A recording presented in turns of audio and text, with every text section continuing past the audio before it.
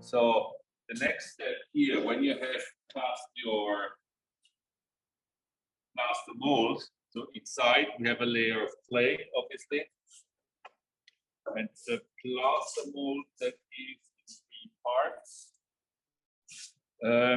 It's always very useful there. So I need to kind of separate these ones now. And probably start with the smallest one. And make some sharp wedges. Always make wedges not from crappy wood. Use a hardwood. And find the gap. Right there.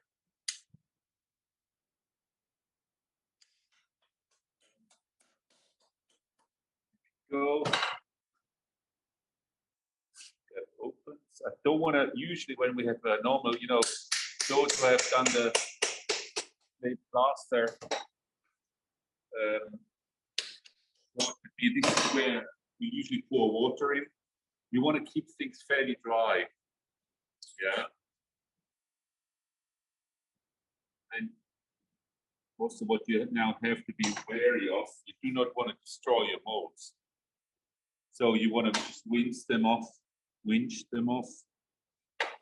as carefully as you possibly can. Harry, could you just give me a spatula?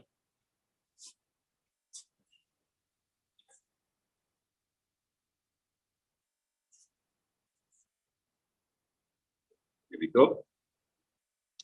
Obviously, because we have the locks here, it holds into the mold. So you don't want to really rip it away because then you break your locks off. They're important. But here we go. And this is looking good.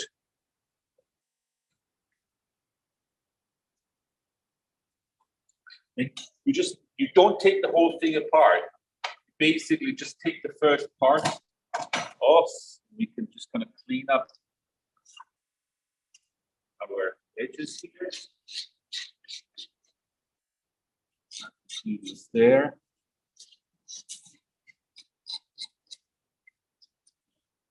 Okay.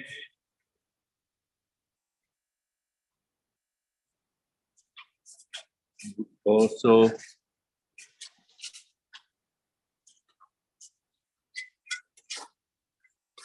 make the edges of your mold nice. This is also a point where you can actually, for example, this lip could do with a bit of sharper definitions. Things like this, so it's just going to work over. I mean, I had friends, if you really want to make a very sophisticated mold, because what you want is that your inner mold kind of floats quite nicely. What you can do is you can sand this down, that the mold, your rubber mold really sort of slips in nicely. This is really decent. Could you bring me that round sling from over there?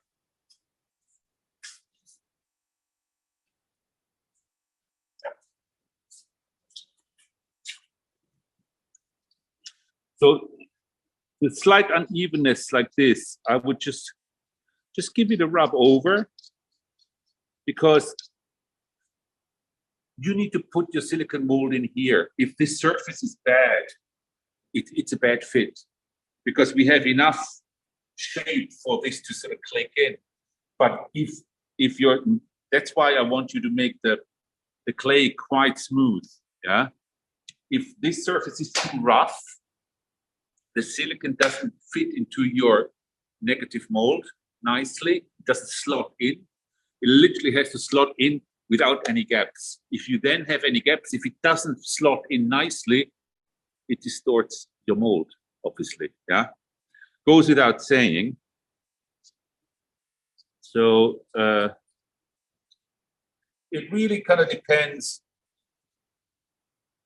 to what extent you have to. I mean, you know, plaster molds make time, are sort of like labor intensive plaster, but silicone molds, is not a job you can do in the morning. It takes a little time. It really depends. You know, you can get away with, you know, cutting corners, but it's particularly if you want to make a mold where you expect to make lots and lots and lots of casts. This part is quite important because also if your silicone wears off, let's say you make 100 resin casts, the resin gradually destroys the silicone mold. What you can then do, just take the silicone mold out, put this back in, cast, put your original 3D print in, and just kind of and just make a new silicone mold. So this is why this seems to be benign, but it's actually quite important to have this at good quality. Again, with silicone mold making, try to kind of work at to quite a high and precise standard, because it's mistakes sort of add up because you go through so many different work stages and you build in mistakes while you're making it. So to try to just avoid that.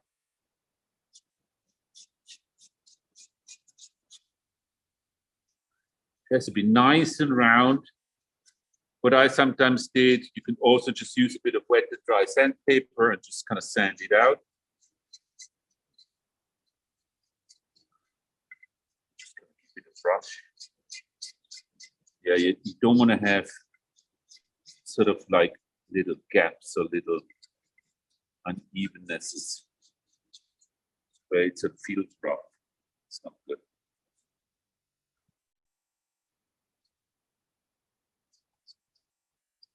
Okay, so the next stage will then, so I'm going to clean these, wash this, probably put a little bit of Vaseline on, and then perhaps I bring you over.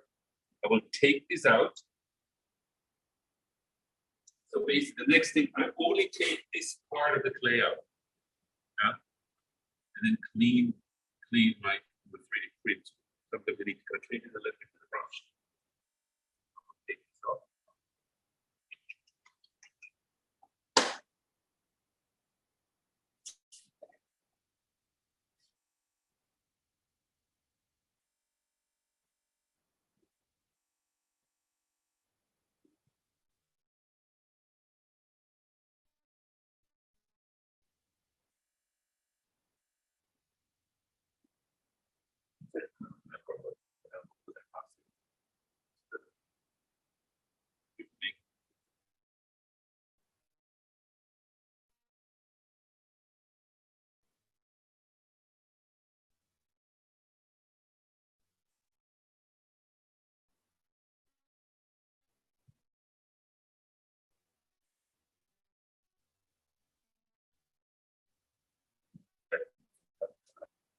And important, put it to one side of the way. Yeah, that's the way your first silicone.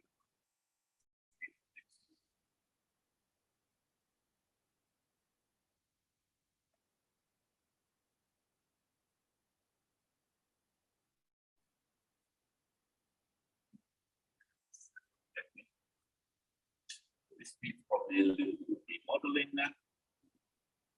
So whatever you use to remodel, just take it from your heap here. So I will try to kind of make this really nice and tight.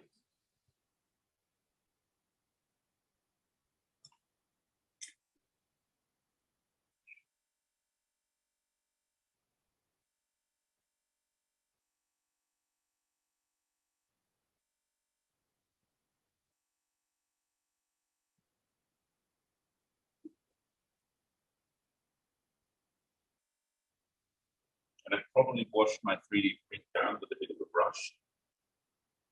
So I gotta make this really nice and tight.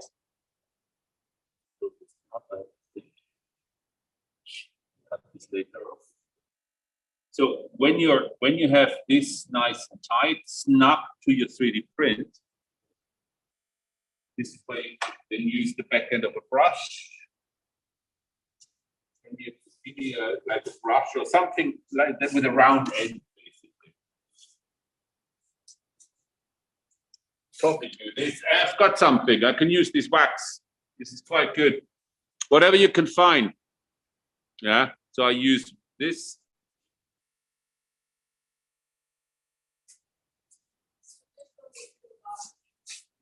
I just use this. Yeah. That's the next step. Also make locks. Yeah. So I gotta finish this and then sort this out, put it back on, then I can start with the first silicone. Yeah. Okay, go back to work and I'll call you when you take this.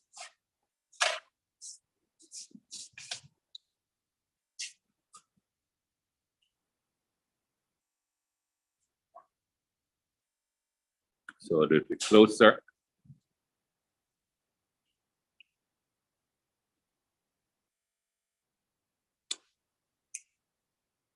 So we've got the negative supporting mold structure here now. Again, the locks needs to be sorted out. I think how I do this. I would probably have to model here something. And then this one you can go for the first silicone pouring.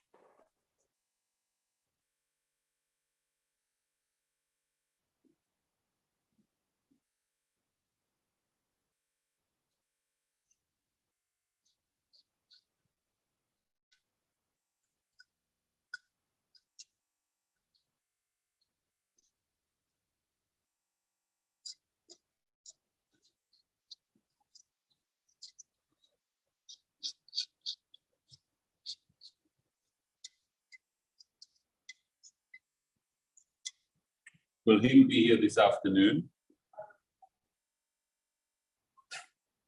I'm just. Do you know where we have the silicon? Huh? Yeah. Is he here? No. I think it's also ask him for the mixing ratio, whether it's a converter or it's a 1-to-1. I think it's a 1-to-1 what we have.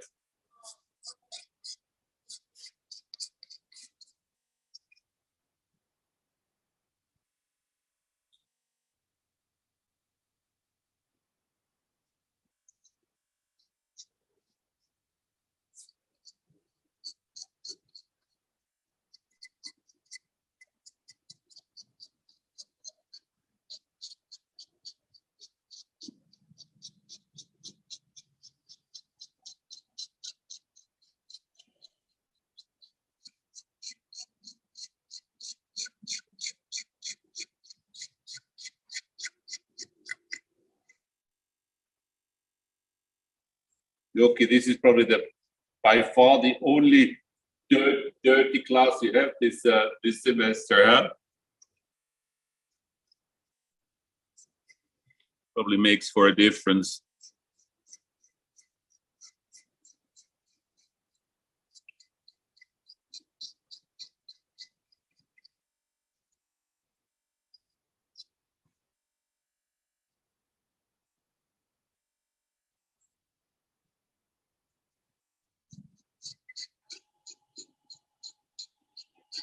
Yeah. See?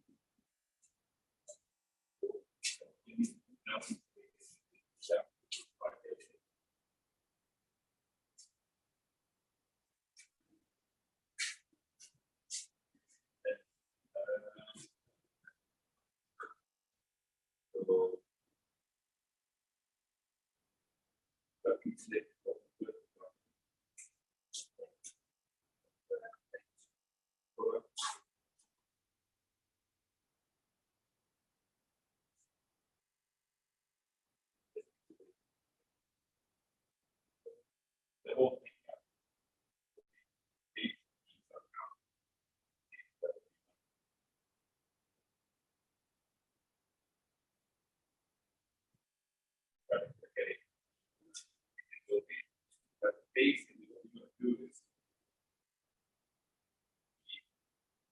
this will be on the floor. This will be on the side. Okay.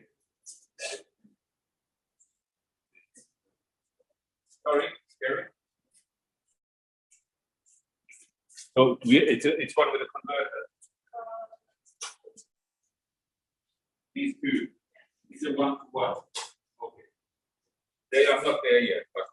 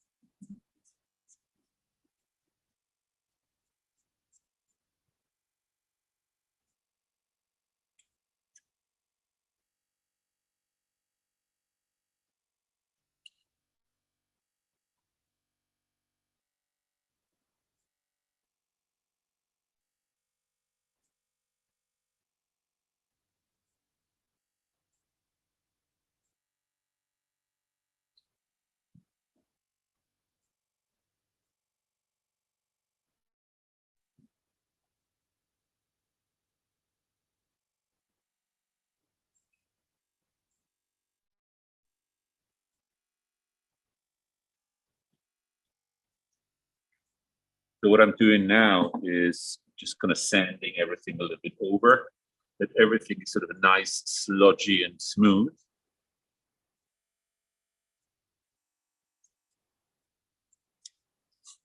Just use a very rough, I think this is a grade 40 sandpaper.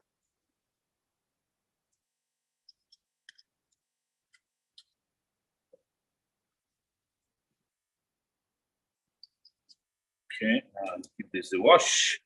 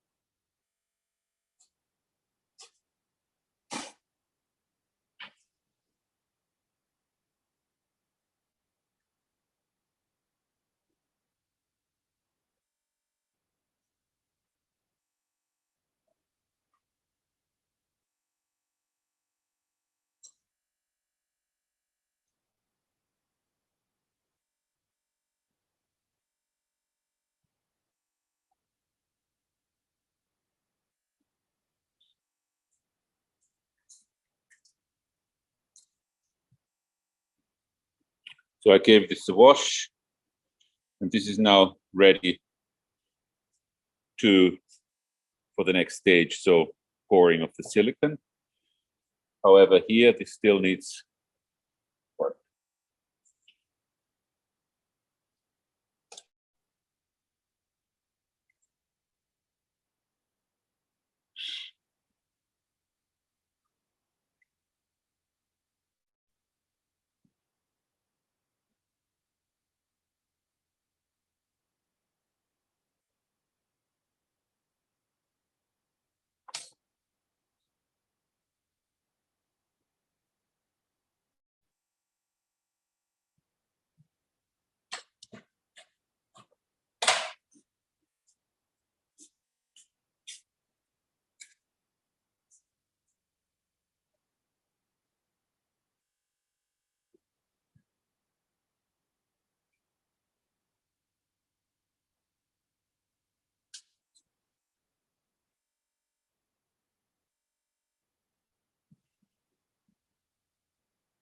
Yoki, how are you getting on?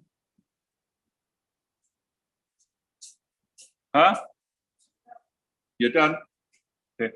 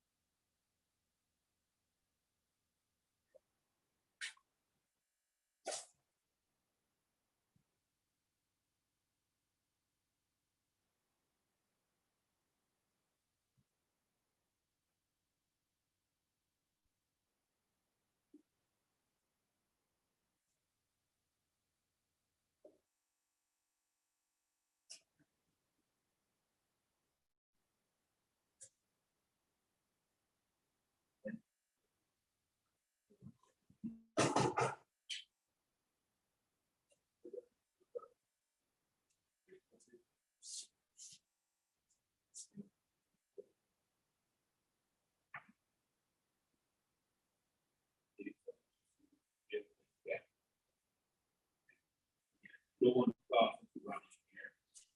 From this, and then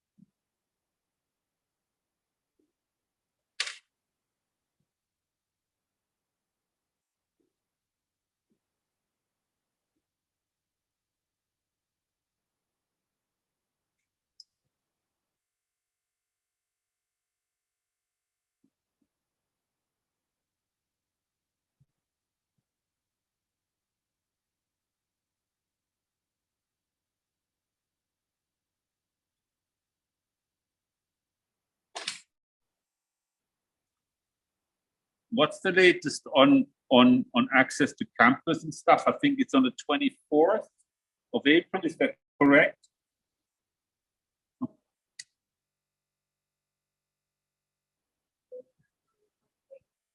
Huh? School has not. I think that. Huh? Yeah.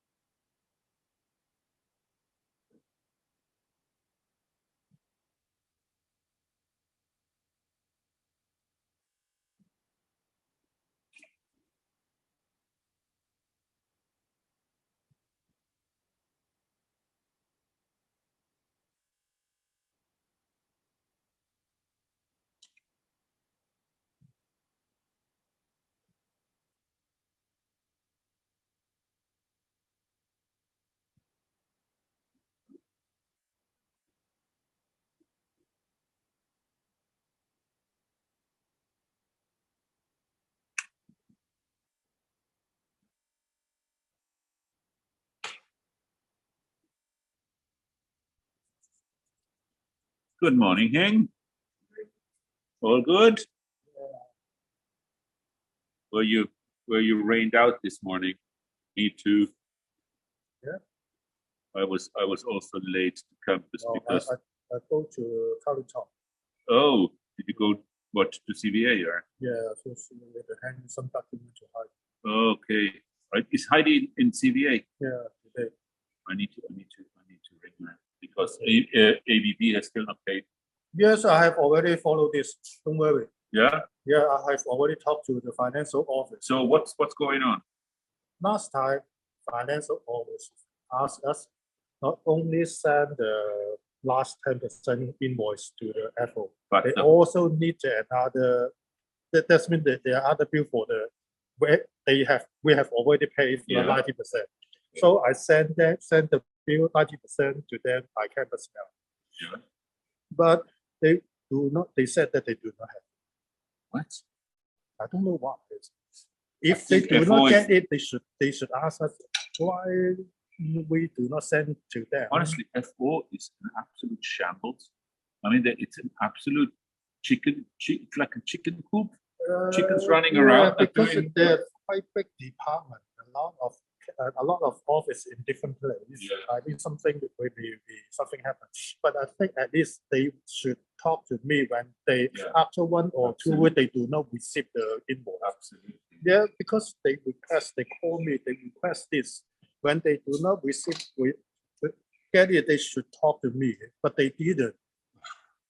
Until now, we asked them, they just told us, oh, we do not receive that.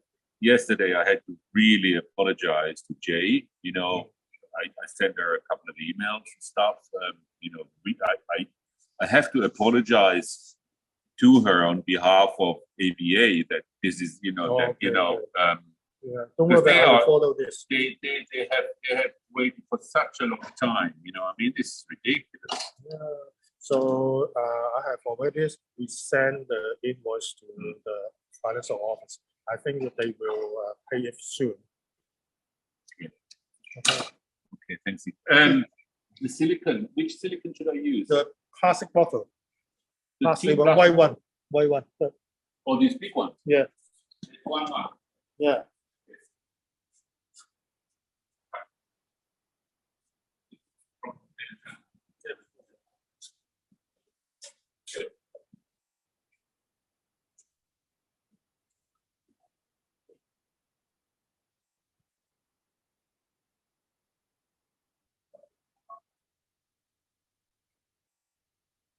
Yoki, how are you getting on?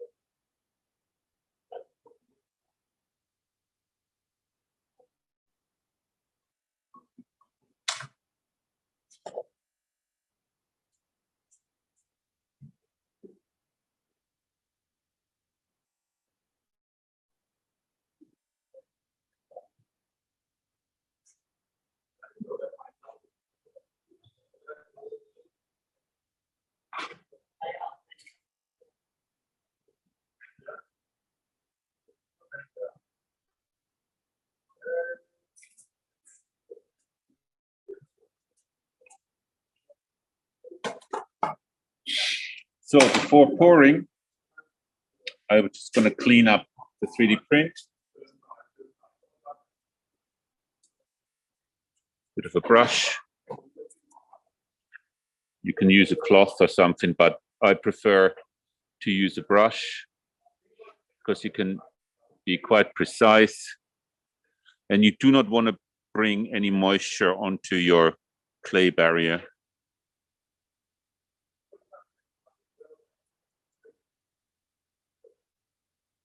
Yeah.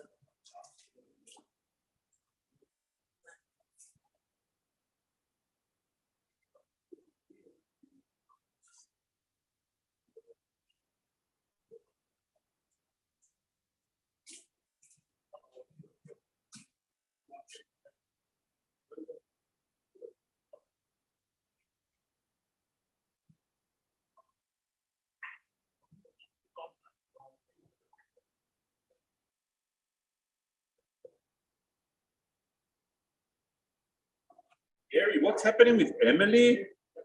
Has she withdrawn or?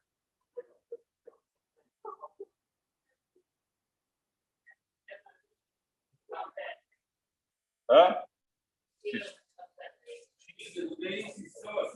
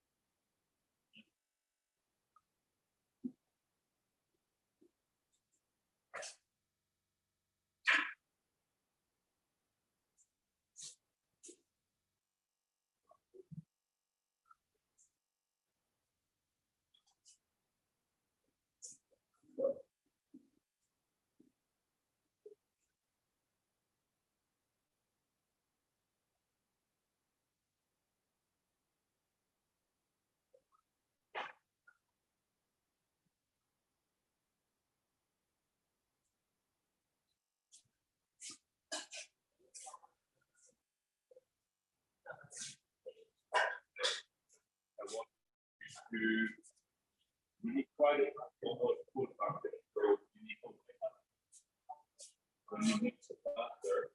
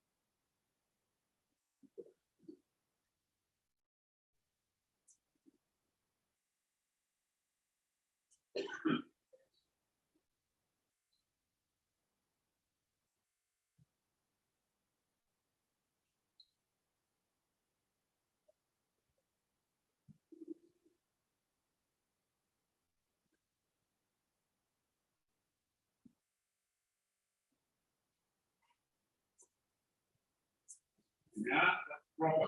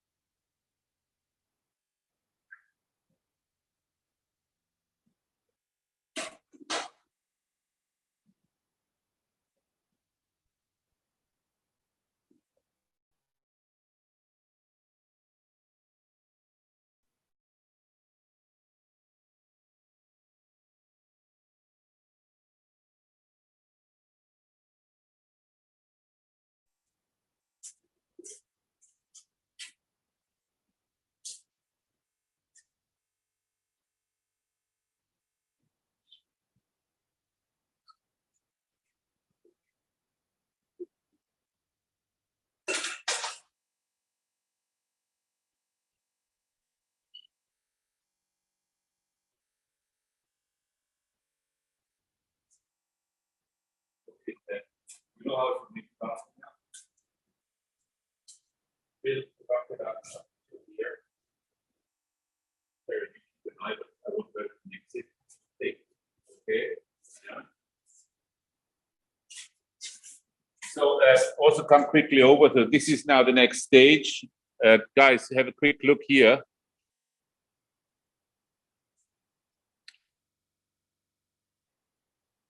So this is before the first pour, yeah.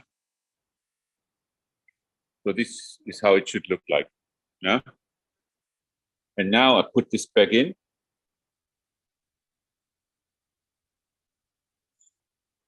And now, also, hold on, don't want to use this. I want to create a little funnel. I want to keep this empty, so I'm going to create a little funnel where I pour this in. I probably also need to clamp this.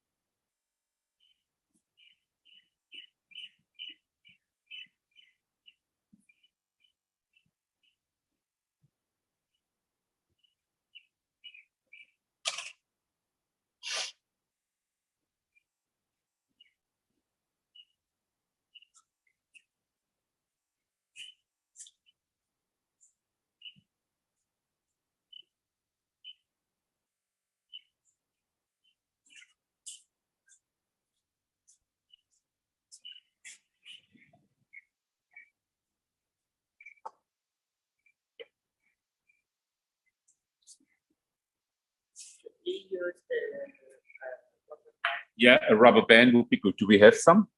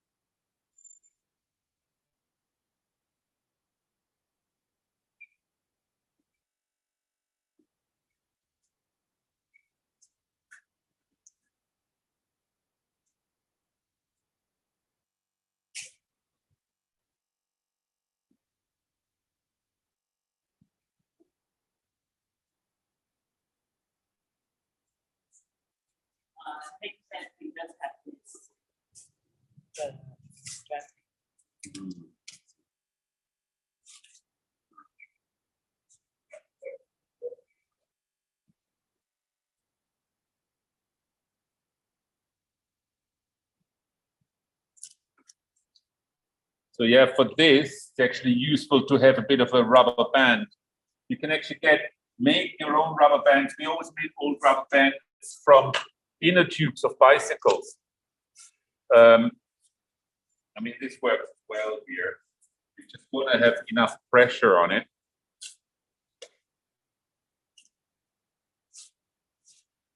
And it is quite likely that probably. Huh? Yes, please. Let's have a look.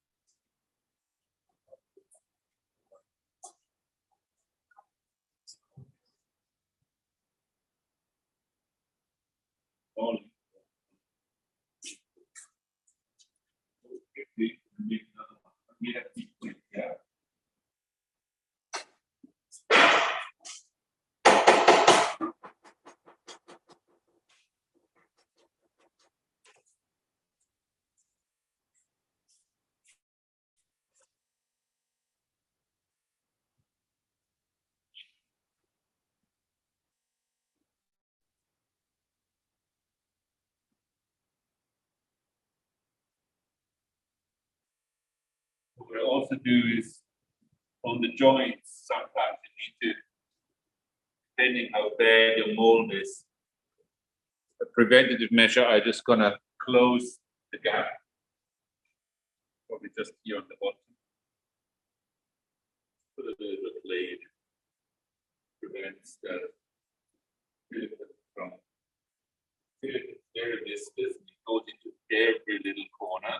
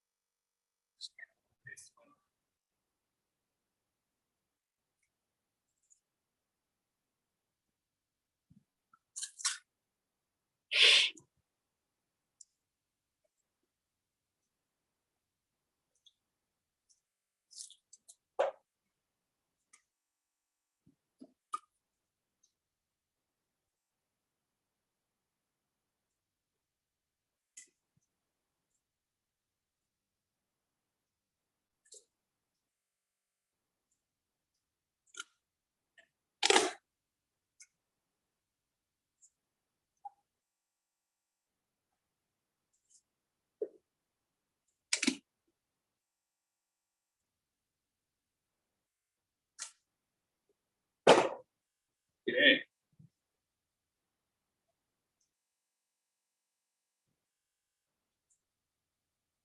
Okay, it's ready for pouring.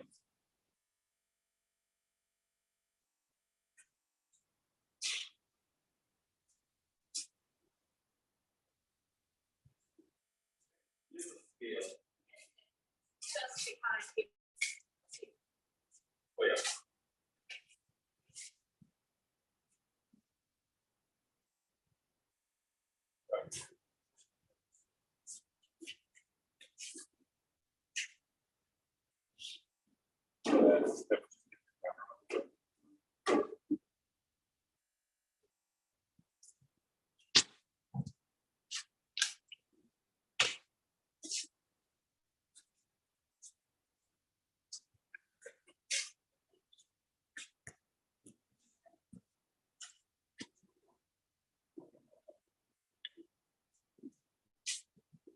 So the next step is, so this is the the clay I have taken out.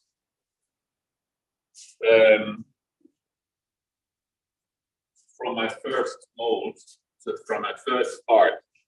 Again, we want to be not wasteful with the silicone. So the first part I put it on the scale. So that's 471.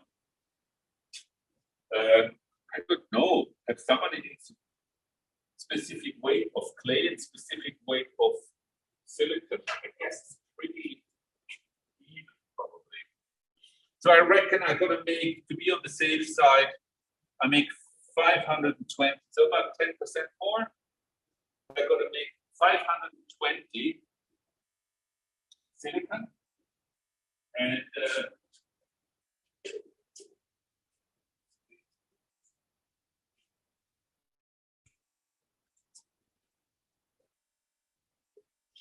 so let's have a look. So silicon comes in various forms. Sometimes you only have a hardening component and a very small, you have the silicon component, and sometimes you have a very small, like a converter gel, where you, like a catalyst that hardens the silicon. It comes in various types. So this is obviously silicon where we have a 50-50 ratio. So if we do, what did I say, 520, then we need 260 of every part, yeah? So it's always good to have a bucket like this. Oh, and back in the day, I had a little mix for a cordless drill. Just a little hook.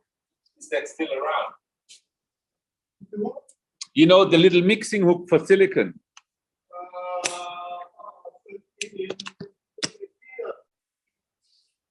Oh, that's this little stick. No, little stick with a round.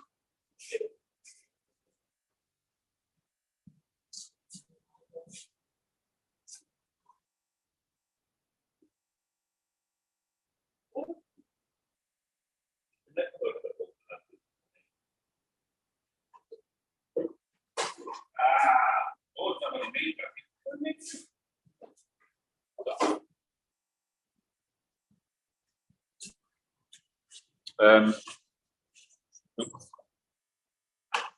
Okay, Carrie, you want to film me? Just use the. No, just use it like this. Yeah.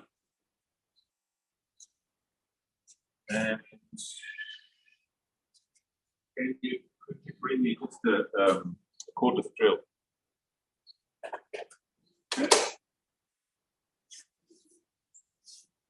Okay. This one here. Okay, it's very, very liquid. Yeah. Very, very liquid. Okay.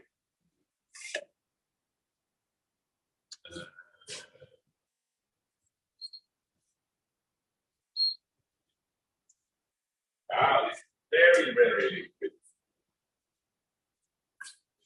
Okay, we need five, so 260. Yeah.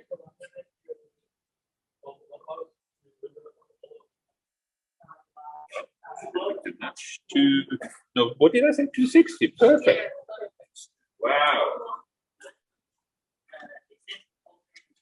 Yeah.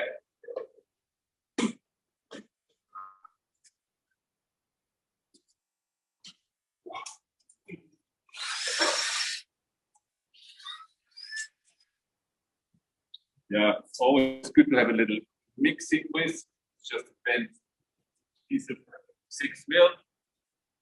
Oh, come on, that was pretty brilliant. You know, I needed 260. I did one pour, it was 259.5. I'm half a gram out.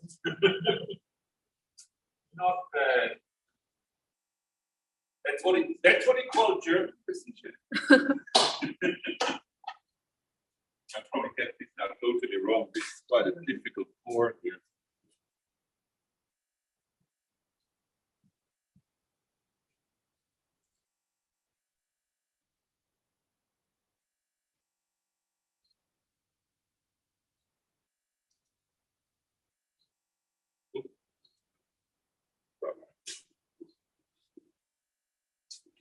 Okay. Still good enough. This is a very, very liquid silicone. Jesus. So that is the thread that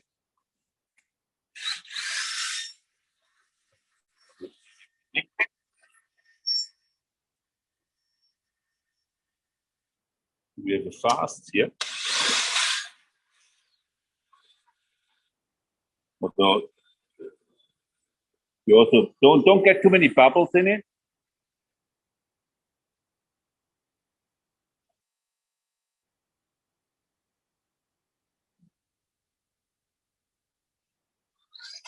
So, okay, now we go to our mold.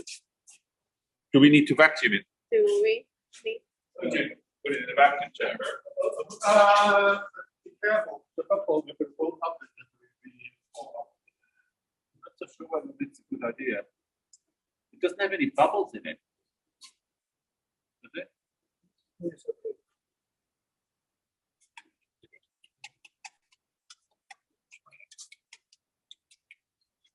Because I think sometimes the vacuum just kind of. Right, let's have a look. Okay.